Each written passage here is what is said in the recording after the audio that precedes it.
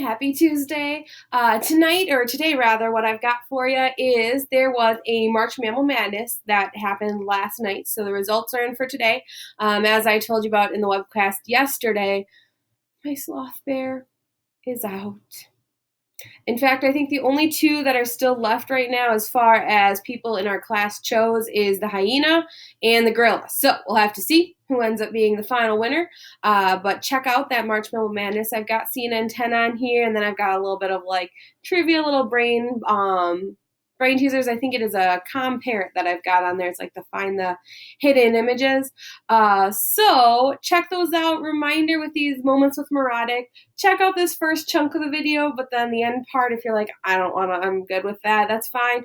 Check out the other slides, but if you have other things to be doing, that is totally fine. And just add them if you've got some extra time to check those out. I've heard some people say that they've checked out some of those resources and they thought they're pretty cool, or they found them a little bit fascinating. So check those out if you haven't had a chance to, if you've got time, but they're not really graded.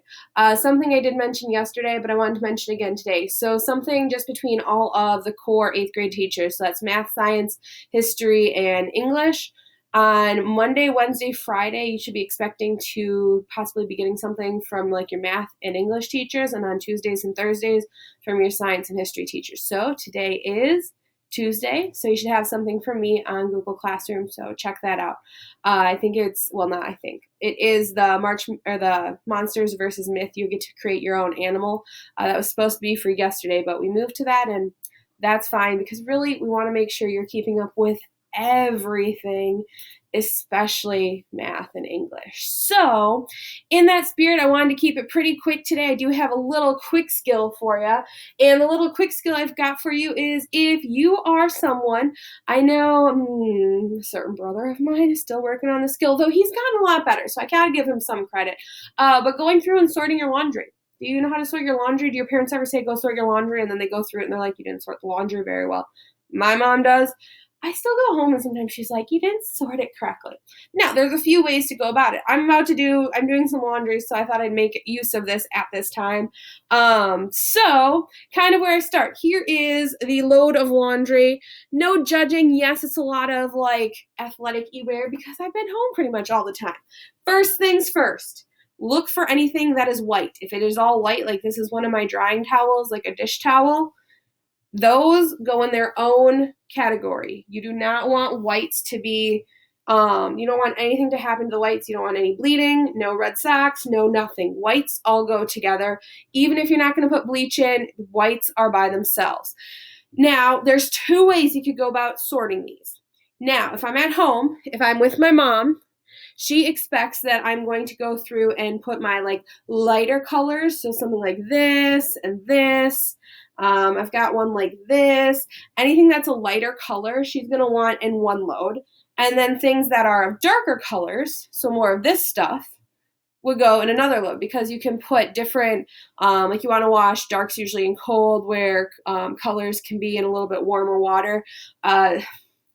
What I end up doing, so personally, it's just me who lives here, so I don't have that much laundry at that much time, but what I do have is I have a lot of things that I want to take out from the dryer early and things I want that can dry all the way. So that's how I go about my loads. So I put my whites always aside. Even if there's some that needs to come out early, I never mix those. That's always its own load, and I just set a timer if needed. But what I do is I go through what are things that can dry and out of what I've got left then, because if you look at my stuff, it's mostly darker colored stuff. So this is stuff that can dry, and that's what I put actually with my towels. This is something that I want to come out early. Now you'll notice it has some strings, so I went through and I tied those up so that I don't have to go back and rethread them. This is another shirt that I don't want to dry. Like these athletic shorts, they're fine to dry. This is a top that I don't want to get, I don't want it to shrink on me. So this is something, it's got a zipper. If you find something with a zipper, zip up the zipper, because those teeth can kind of eat away at something, which I'm going to talk about that here in just a minute.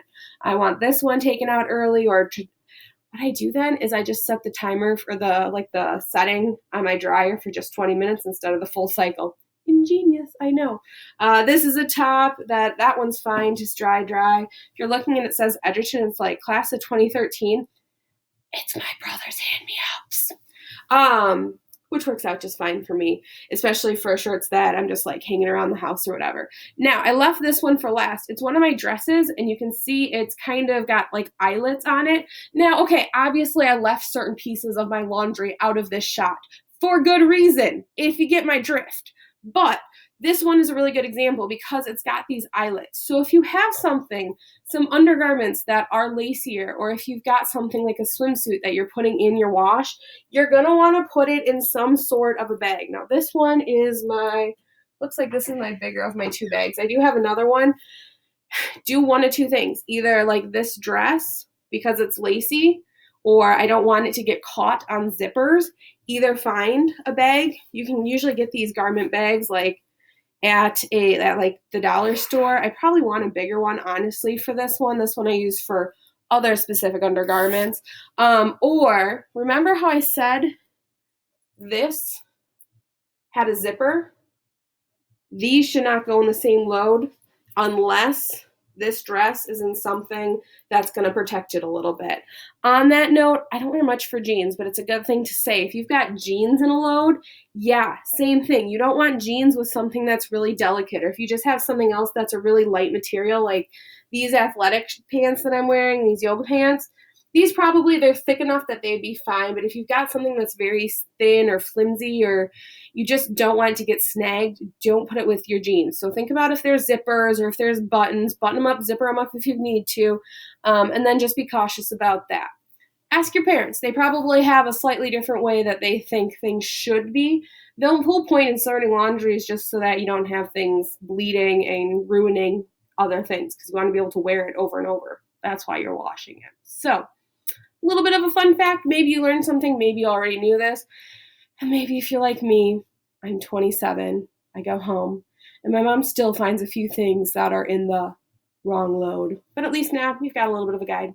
Have a great day, guys. Good luck on the making your mythical creature today. Please let me know if you have any questions. Bye.